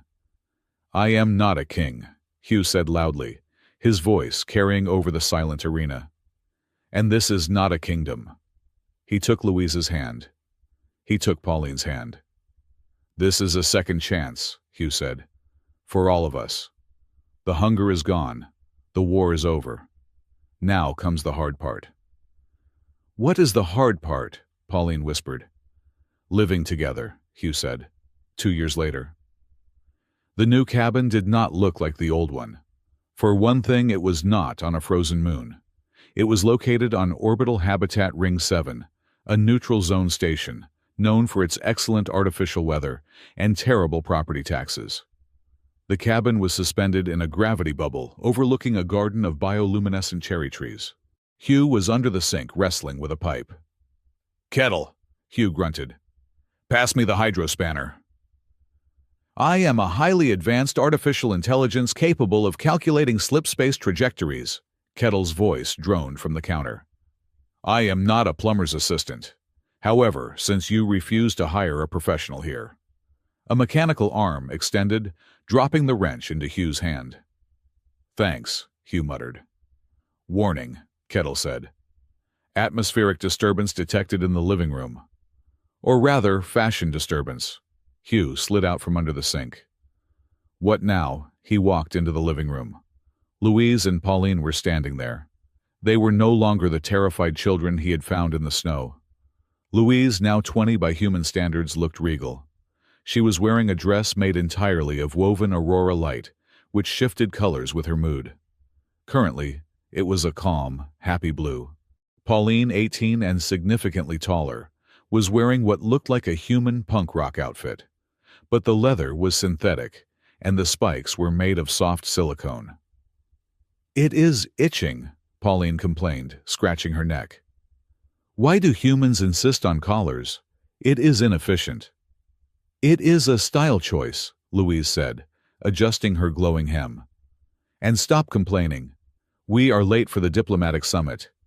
Ambassador Grant is going to kill us if we miss the signing of the fruit trade agreement. I hate fruit, Pauline grumbled. It is too sweet. I miss synthetic blood. It had texture. You are lying, Hugh said, wiping grease off his hands with a rag. I saw you eat 3 peaches for breakfast. Propaganda, Pauline sniffed. Hugh smiled. He looked at them. The family that shouldn't exist. The daughters of his enemy, who were also the daughters of his heart. A chime sounded at the door. I will get it, Pauline shouted. If it is the pizza drone, I am marrying it. The door slid open. It wasn't a pizza drone. A shimmer of light appeared in the doorway. It condensed, forming a familiar shape. It was translucent, hovering a few inches off the ground. Alma. Or rather the construct of Alma that lived in the Aurora field. She visited sometimes, usually, when she was bored of being a celestial battery. She looked at the scene. Hugh with grease on his face, Pauline in her punk gear, Louise glowing like a neon sign. Alma floated into the room, her eyes twinkling with mischief. Tell me, Hugh, Alma said, her voice echoing with the sound of wind chimes. Why are my vampire daughters well? They are not naked this time, but their fashion sense is a tragedy. Why are they in your cabin, human? Hugh laughed. It was a real laugh, loud and unburdened. Because they live here, Grandma, Pauline said, throwing an arm around the ghost's neck or trying to. Her arm passed through the light. And because we ran out of clean towels at the palace. Unacceptable, Alma tutted. I shall haunt the royal laundry staff immediately. Louise walked over to Hugh and kissed him on the cheek. We have to go, Dad. Do not wait up.